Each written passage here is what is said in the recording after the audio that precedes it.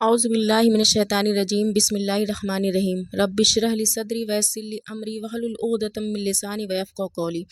یہ جو خاص وظیفہ میں آپ کو بتانے جا رہی ہوں، رات کو اس کی ایک تسبیح پڑھ کر تکیے کے نیچے رکھ کر سو جائیں، انشاءاللہ تعالیٰ آپ معجزہ خود اپنے آنکھوں سے دیکھیں گے۔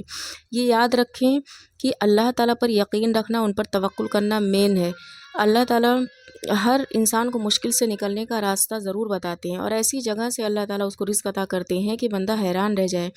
جو اللہ تعالیٰ پر یقین رکھتے ہیں تو اللہ تعالیٰ اس کے ہر مسئلے کو سلجھانے کے لیے کافی ہے۔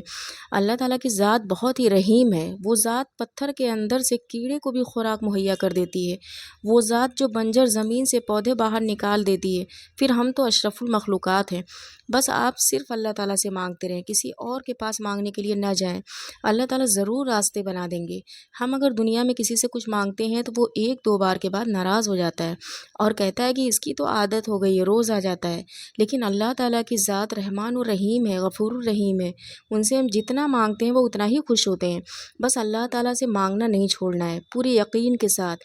اور جو بندہ اللہ تعالیٰ سے سچے دل کے ساتھ توبہ کرتا ہے، کثرت سے استغفار کرتا ہے اور گناہ کو نہ کرنے کا پکا وعدہ کرتا ہے، اللہ تعالیٰ اس کو ایسی جگہ سے رزق عطا کرتے ہیں کہ اس کو گمان بھی نہیں ہوتا ہے۔ حالات ہمیشہ ایک جیسے نہیں رہتے ہیں۔ کئی بار انسان کو سمجھ میں نہیں آتا ہے کہ اسے کیا کرنا چاہیے۔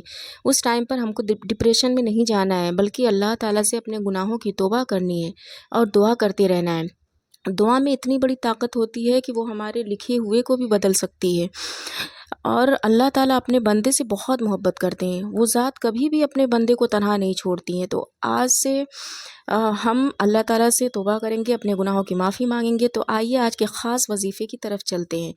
اس کو اچھے سے سمجھ لیں تاکہ آپ کو کوئی پریشانی نہ ہو۔ روزانہ رات کو سونے سے پہلے خاص طور پر جس دن آپ کو پیسوں کی اشد ضرورت ہو، اس دن ایک تسبیح اس کی پڑھ لیں۔ سب سے پہلے ہم کو 11 مرتبہ درود ابراہیم پڑھنی ہے۔ پھر اللہ تعالیٰ کا یہ خاص نام جو آپ کو اسکرین پر نظر آ رہا ہے، یا اللہ یا غنی یا مغنی، یا اللہ یا وہاب یا رزاق، یا اللہ یا فتاح، اس کو آپ کو پڑھنا ہے۔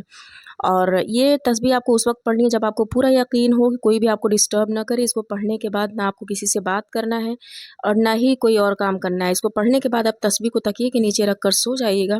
انشاءاللہ تعالیٰ معجزہ آپ خود اپنے آنکھوں سے دیکھیں گے، کیونکہ اللہ تعالیٰ بہت بڑے غفور الرحیم ہے۔ وہ عطا کرنے والے ہیں، وہ بادشاہوں کے بادشاہ ہیں، اور ہم ان سے جو مانگیں گے وہ ہم کو عطا کریں گے۔